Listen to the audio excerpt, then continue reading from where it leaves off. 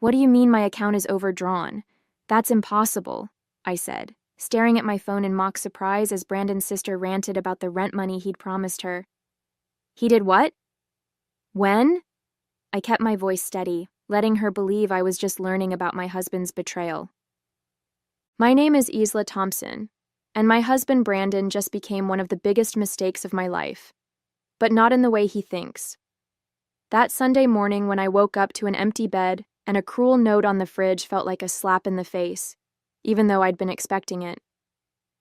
Goodbye. Never loved you anyway. Real classy, Brandon. I'm a forensic accountant in Milwaukee, and I've spent the last 15 years tracking financial fraud for some of the biggest corporations in the Midwest. So when my own husband started showing signs of planning his great escape 3 months ago, let's just say he wasn't exactly dealing with an amateur. The first red flag was when he started asking about our retirement accounts, showing sudden interest in our finances after years of letting me handle everything. Then came the secret phone calls, the unexplained absences, and the way he'd change his computer screen whenever I walked into the room. Classic signs of someone planning to bolt.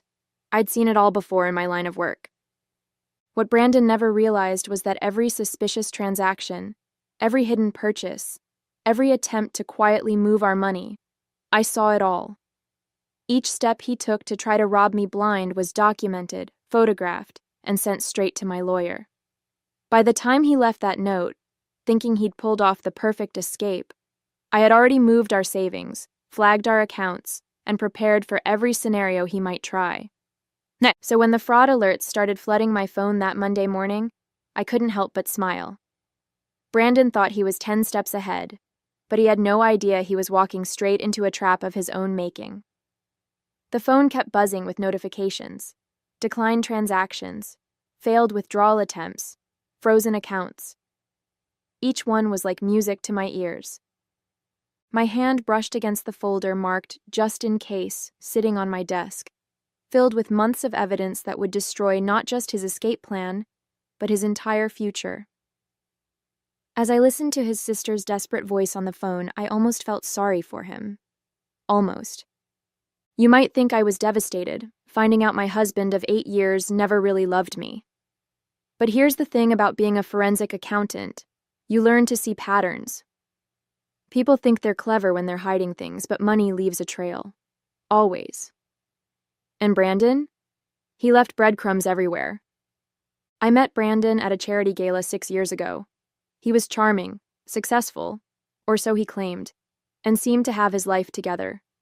He worked as an investment advisor, drove a nice car, and talked about building a future together. I was impressed by his confidence, his ambition. Looking back now, I should have noticed how he always deflected questions about his clients, how vague he was about his past. The first 3 years were good, or at least I thought they were. We bought a beautiful house in the suburbs of Milwaukee, planned exotic vacations, and talked about starting a family. But there were always these little things that didn't quite add up, like how he'd get defensive whenever I asked about his student loans, or how he'd change the subject when I mentioned meeting his old colleagues. "You don't trust me?"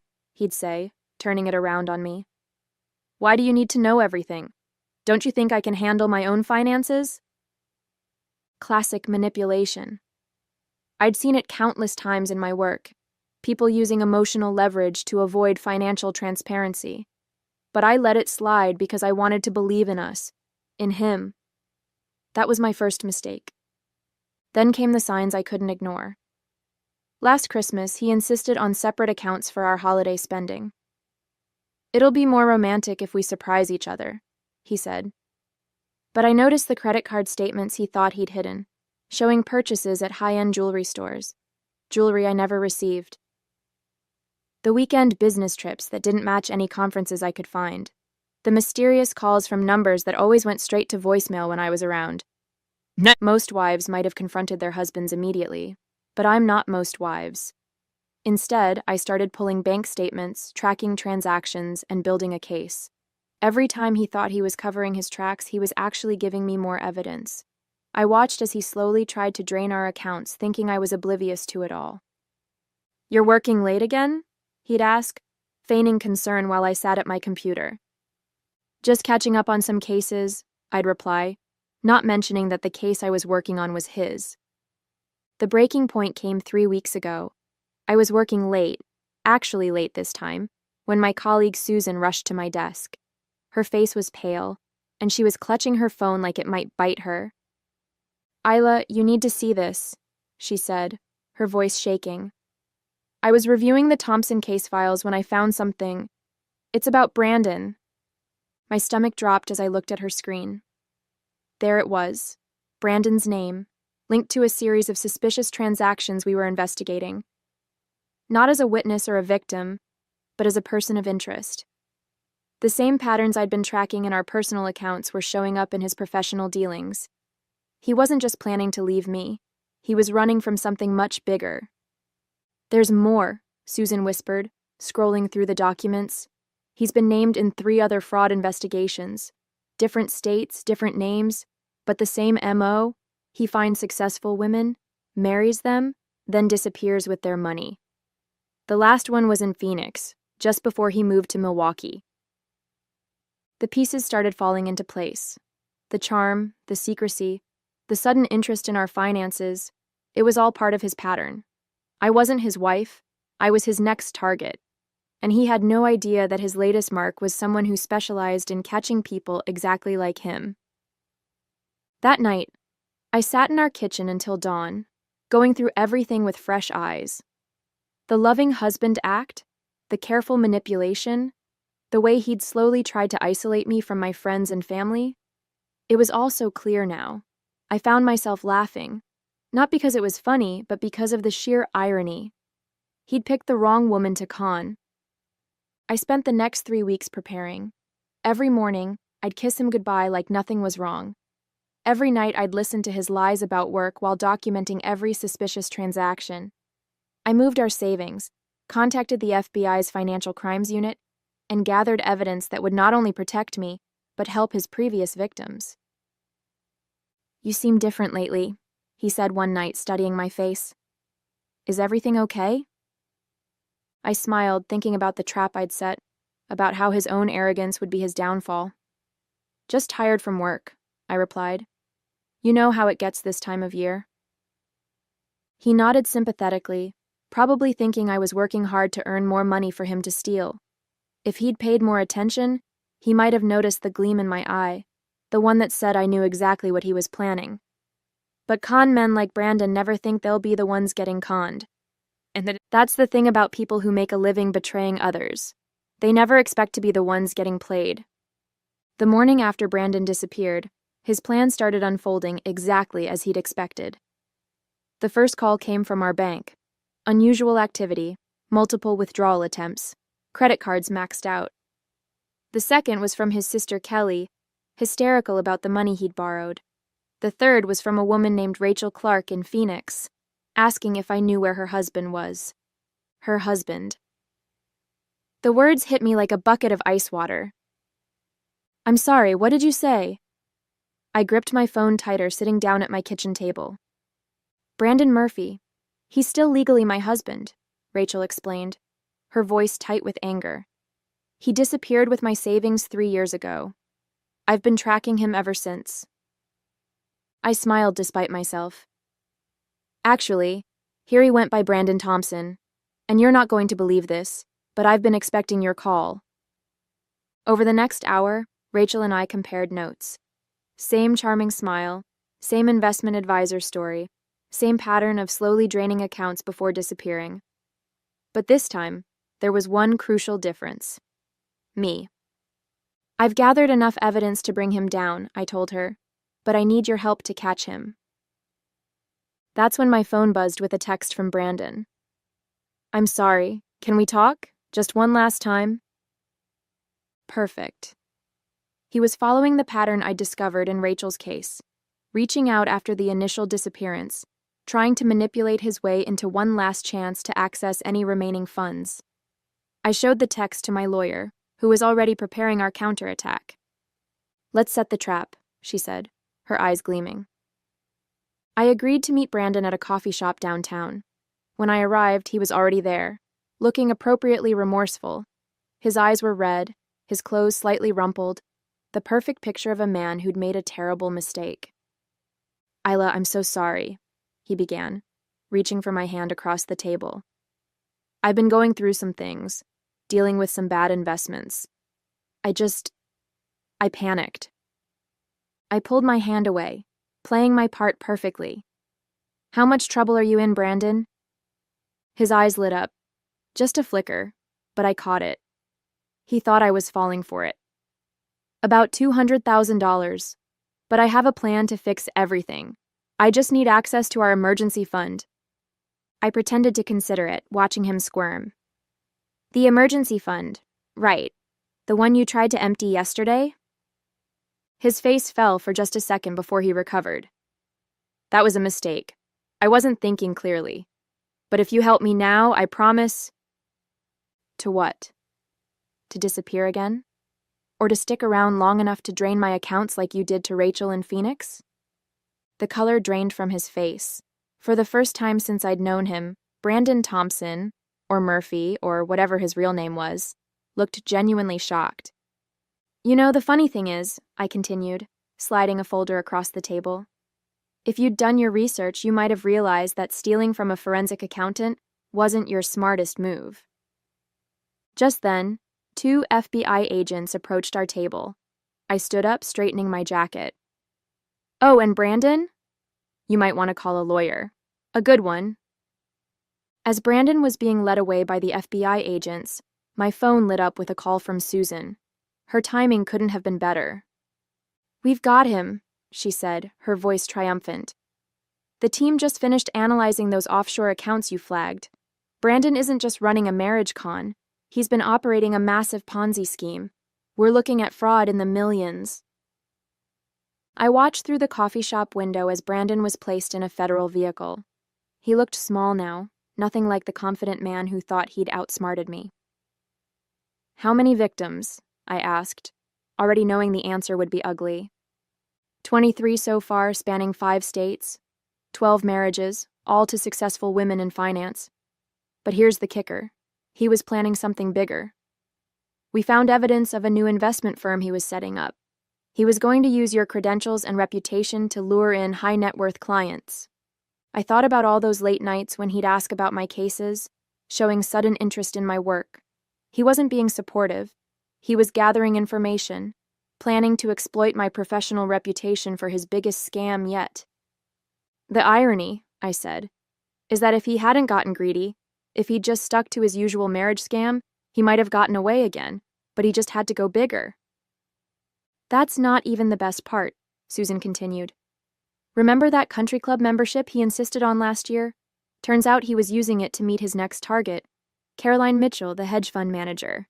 He was already laying the groundwork for his next disappearing act." I recalled all the Sunday golf games, the late-night networking events. While he was playing the devoted husband at home, he was setting up his next victim. But Caroline Mitchell wasn't just any hedge fund manager. She was one of my closest friends, and she'd been working with me to document Brandon's every move for months. "Let me guess," I said. "Caroline gave you access to all their private conversations?" "Every email, every text, every recorded conversation in the club lounge. He literally handed us a blueprint of his entire operation while trying to seduce her. The guy practically wrote our case for us." I couldn't help but laugh. Brandon had spent months meticulously planning his exit, thinking he was the smartest person in the room. Meanwhile, every person he thought he was manipulating had been working together, building an airtight case against him. "Have you heard from his sister Kelly?" I asked, thinking about her frantic call this morning. "That's another interesting thread," Susan replied. "Turns out she's not his sister at all. She's an accomplice. They've been running this scam together for years. She plays the desperate sister to explain why he needs to borrow money urgently right before he disappears. She's being picked up in Chicago as we speak." I sat back in my chair, taking it all in. The scope of Brandon's deception was breathtaking, but so was his blindness. He'd been so focused on maintaining his lies that he never noticed the trap closing around him. "One more thing," Susan added. "We found his real identity. His name isn't Brandon Thompson or Murphy, it's Brandon Roberts. and he's been wanted for fraud in Canada since 2015. I smiled, thinking about the massive case file waiting on my desk. Well, Brandon Roberts, welcome to your worst nightmare. I was about to head back to the office when my phone buzzed again. This time, it was a text from an unknown number. You think you're clever, but you have no idea what's coming. Check your email. The message was followed by an email containing detailed photos of me with my family, my daily routines, even shots through my home windows. A chill ran down my spine, not from fear, but from anger.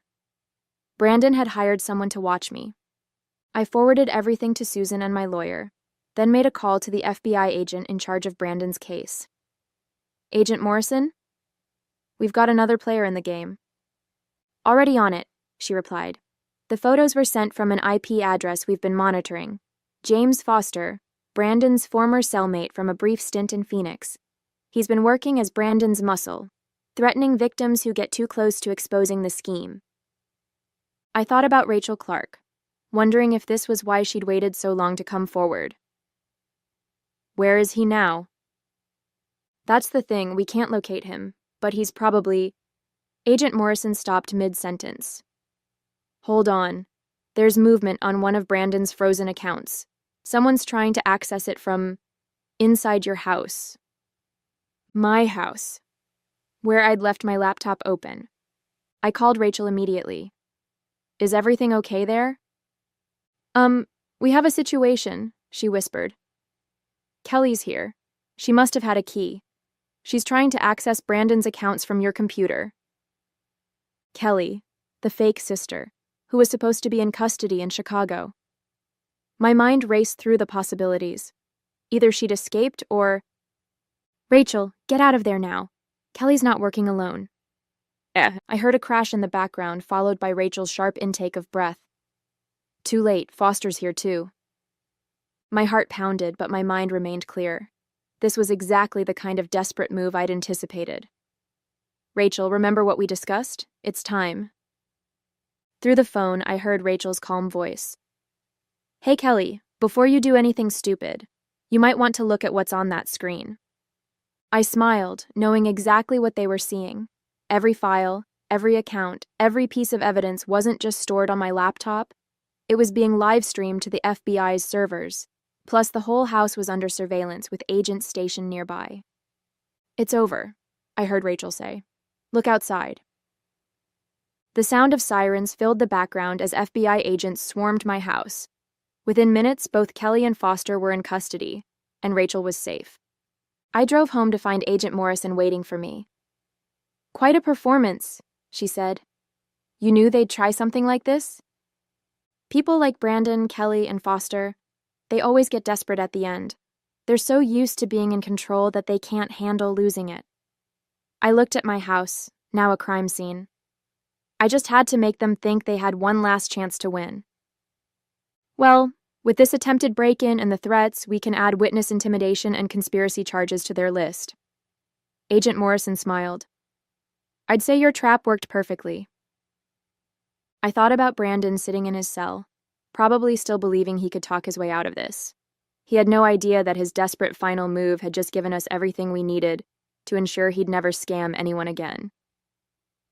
2 months later, I sat in the courtroom watching Brandon's world crumble around him. Gone was the confident smile, replaced by a look of utter defeat as the judge read out his sentence. Brandon Roberts, for multiple counts of fraud, identity theft, conspiracy, and witness intimidation, this court sentences you to 25 years in federal prison. I caught his eye as they led him away. For a moment, his mask slipped completely, and I saw the panic beneath. The man who'd written "Never loved you anyway" on a note in my fridge now faced a future where love was the least of his concerns. Kelly and Foster didn't fare much better. Both took plea deals, but they'd still serve significant time. As part of their agreements, they provided evidence against Brandon's entire network, exposing operations in 3 countries. Rachel sat beside me, squeezing my hand as Brandon's victims, my unexpected sisters in survival, stood one by one to share their impact statements. Each woman told a similar story of betrayal, but ended with the same note of triumph. We'd not only gotten justice, we'd gotten our power back. After the sentencing, Agent Morrison approached me with a smile. The Bureau could use someone with your skills. Have you ever considered consulting for us? I thought about all the other Brandons out there, all the scammers who thought they were too clever to get caught. You know what? I think I'd like that. Yeah. As I walked out of the courthouse into the bright Milwaukee sunshine, I felt lighter than I had in years. Brandon thought he'd destroyed me, but he'd only made me stronger. And now I had a new mission, ensuring he would be the last con man to underestimate a woman with a talent for numbers and a mind for justice. 6 months after Brandon's sentencing, I stood at a podium in a packed conference room at the FBI's Financial Crimes Division in Milwaukee. Behind me was a presentation detailing what they now called the Thompson case, though that wasn't his real name or mine anymore. I'd taken back my maiden name, wanting nothing to do with any of Brandon's aliases. The modern con artist doesn't use a gun, I told the room full of agents and analysts. They use trust, manipulation, and technology. But they all leave a trail. You just have to know where to look. The program I'd developed with the FBI was already showing results. 3 major romance scam rings had been busted in the past month alone. Rachel had become one of our most valuable consultants, her experience helping us understand how these predators chose their targets. After the presentation, I checked my phone to find a message from Susan. Another victim of Brandon's had been located in Vancouver. Unlike the rest of us, she'd lost everything: her house, her savings, her business. But this time, we could help her recover what was stolen. The forensic team had finally cracked Brandon's encrypted files, revealing accounts he'd hidden all over the world. I thought about that Sunday morning when I'd found his note, how he'd tried to break me with 5 cruel words. Instead, he'd given me a gift, the chance to help others fight back against people like him. My new apartment overlooked Lake Michigan, and as I sat on my balcony that evening, I smiled at the irony. Brandon had spent his life taking things from strong women, but in the end, he'd inadvertently created something powerful. A network of survivors turned warriors, all dedicated to taking down men like him. Sometimes the best revenge isn't just surviving, it's thriving.